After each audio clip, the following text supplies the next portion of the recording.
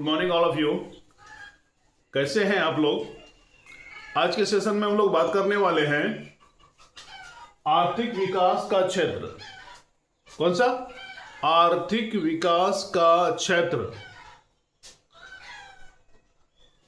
तो इसमें हम लोग वीडियो को शुरू करने से पहले आप लोगों से एक रिक्वेस्ट है कि वीडियो को लास्ट तक जरूर देखिएगा। शेयर करना, सब्सक्राइब करना, लाइक करना नहीं भूलिएगा और कमेंट जरूर कीजिएगा। कमेंट करने से हमको पता चलता है कि हमारे वीडियो में क्या कमी रह गई है। अगले वीडियो में उस कमी को दूर करने की कोशिश करेंगे। तो चलिए आज का वीडियो हम लोग शुरू करते हैं। आर्थिक विकास का क्षेत्र। आर्थिक विकास का क्षेत्र क्या होता है? यानी कि इसको अर्थव्यवस्था का क्षेत्र भी कहते हैं। आर्थिक विकास का क्षेत्र का मतलब होता है कि किन किन क्षेत्रों से हमारे देश की अर्थव्यवस्था का विकास होता है, अर्थव्यवस्था की प्रगति होती है, अर्थव्यवस्था ऊपर उठता है। अर्थव्यवस्था ऊपर उठता है, उसी को कहते हैं अर्थव्यवस्था, आर्थिक विकास का क्षेत्र। यानी किन किन क्षेत्रों से आर्थिक विकास होने की संभावना है या होती है। तो आर्थिक विकास का क्षेत्र इसको कहते हैं। बात समझ में आ गई? तो हमारे देश में आर्थिक विकास के क्षेत्र का ये है कृषि क्षेत्र, औद्योगिक क्षेत्र और ये सेवा क्षेत्र, सर्विस सेक्टर। कृषि क्षेत्र, औद्योगिक क्षेत्र और सेवा क्षेत्र, ये तीन क्षेत्र है जिससे सरकार को आमदनी प्राप्त होती है। चौथा क्षेत्र नहीं है। ये तीन ही क्षेत्र है, ये तीन ही सेक्टर है जिससे सरकार को आमदनी प्राप्त होती है। ये किसी भी अर्थव्यवस्था के लिए, केवल भारतीय अर्थव्यवस्था के लिए नहीं, किसी भी अर्थव्यवस्था के लिए ये तीन ही क्षेत्र होते हैं। मुख्य रूप से तीन ही क्षेत्र होते हैं, कृषि क्षेत्र, औद्योगिक क्षेत्र और सेवा क्षेत्र। उसके बाद फिर इसमें क्लासिफिकेशन होता है।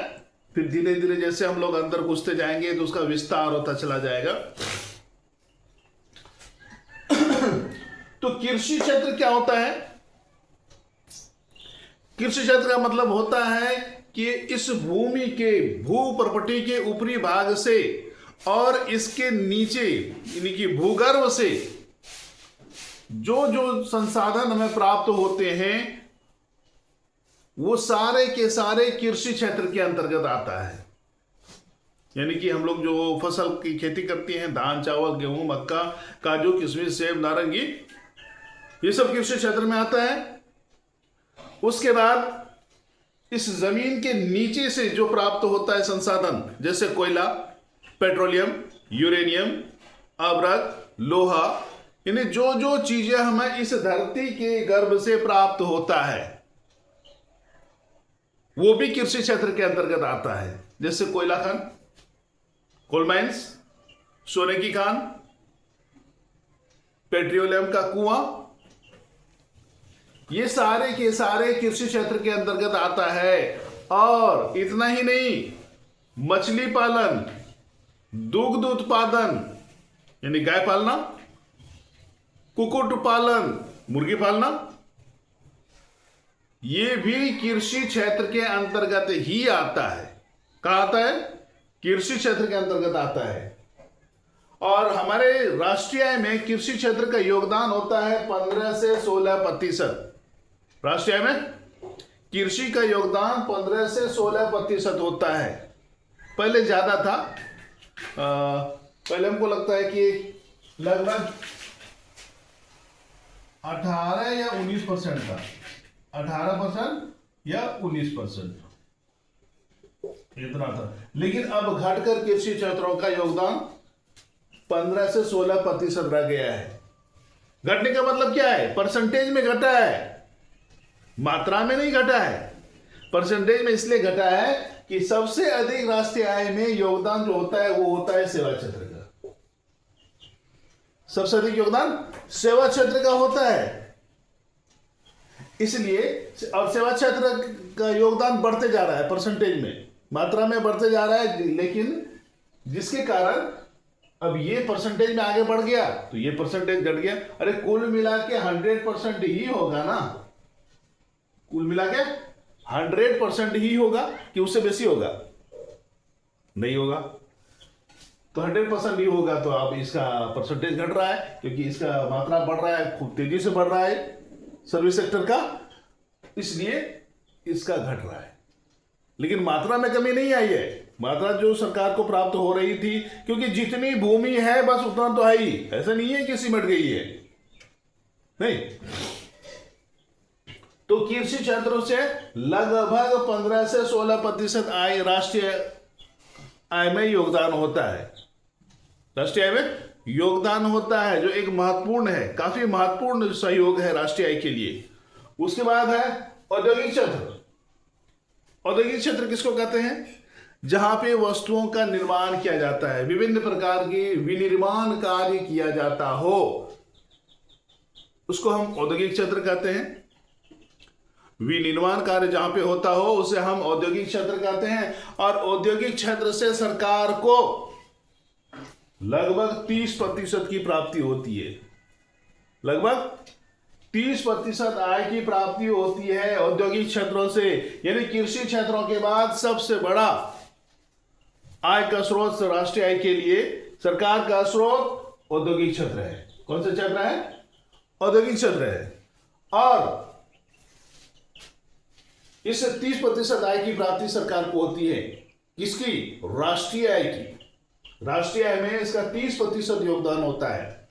उसके बाद 30% है, इसको तो और आगे होना चाहिए औद्योगिक क्षेत्र का, लेकिन भारत में उद्योगों का तेजी से विकास नहीं हो रहा है। औद्योगिकरण हो रहा है लेकिन थोड़ा धीमा है, अन्य क्षेत्र देशों की तुलना में भारत में औद्योगिकरण की गति थोड़ी धीमी है, इसीलिए इसका राष्ट्रीय आय में योगदान भी 30% है, वरना इसका 50% होना चाहिए। अब यह है सेवा क्षेत्र, सर्विस सेक्टर। सर्विस सेक्टर यानी कि सेवा क्षेत्र जो केवल सेवाएं देता है, विभिन्न प्रकार की सेवाएं देते हैं और उन सेवाओं का लाभ उठाकर लोग अपने जीवन को सरल बनाता है। क्या बनाता है? जीवन को सरल बनाता है, सुखमय बनाता है। जैसे हम लोग कहीं जाते हैं तो बस पे चढ़ के जाते हैं, बस पे चढ़ जाते हैं, ट्रेन पे चढ़ के जाते हैं। यहां से हमको पटना जाना है, दिल्ली जाना है, मुंबई जाना है, कलकत्ता जाना है, तो ट्रेन से जाते हैं, एरोप्लेन से जाते हैं। तो क्या करते हैं? जब अपने डेस्टिनेशन पॉइंट को पहुंचते हैं तो बोलते हैं भाई ये तो मेरी सीट है, तो चलो सीट को उखाड़ लो और बगल में दबा के निकल लो। नहीं नहीं नहीं नहीं, हम लोग सिर्फ ये सेवा प्राप्त करते हैं, यानी कि ट्रेन हमको अपने गंतव्य स्थान तक पहुंचा दिया, ये सेवा हो गया है।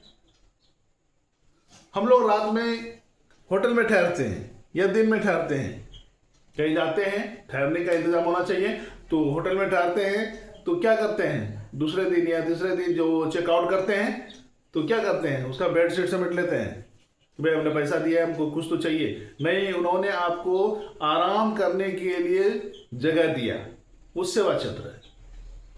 जिसमें किसी वस्तु की प्राप्ति नहीं हो, जिसमें केवल सेवाएं दी जाती हो, सुविधाएं दी जाती हो, उससे हम सेवा क्षेत्र कहते हैं। जैसे मोबाइल रिचार्ज करते हैं ना, 250, 350, 300, 450, 500, 1000, 1200 जितने का जरूरत पड़ता है रिचार्ज हम लोग करते हैं। तो उसमें क्या मिलता है? डेटा मिलता है। कोई वस्तु मिलती है?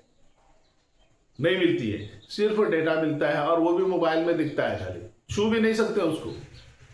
इसको कहते हैं सेवा क्षेत्र, जहां से केवल सुविधाओं में वृद्धि की जाती है, जब केवल लोगों की सुविधाओं में वृद्धि की जाती है या फिर सुविधाएं दी जाती है, वैसे क्षेत्रों को हम सेवा क्षेत्र कहते हैं। और भारत में सेवा क्षेत्र का तेजी से विकास हो रहा है। भारत में सेवा क्षेत्र का तेजी से विकास हो रहा है। ये राष्ट्रीय आय में इसका योगदान लगभग 54 से 55% है।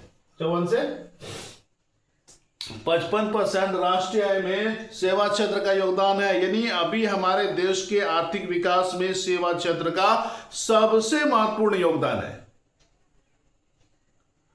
राष्ट्रीय आय में सबसे महत्वपूर्ण योगदान है, क्योंकि इससे ज्यादा किसी क्षेत्रों से सरकार को आय की प्राप्ति नहीं होती है। समझे? कृषि क्षेत्रों से कितने होते हैं? 15 से 16%, औद्योगिक क्षेत्रों से लगभग 30%, और बाकी जो रेस्ट बचा 54 से 55% ये सेवा क्षेत्रों से प्राप्त होता है। कहां से होता है? सेवा क्षेत्रों से प्राप्त होता है।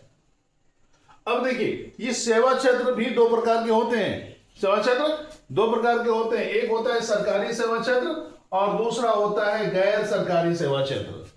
क्या होता है? सेवा क्षेत्र भी दो प्रकार के होते हैं, एक सरकारी सेवा क्षेत्र और दूसरा गैर सरकारी सेवा क्षेत्र।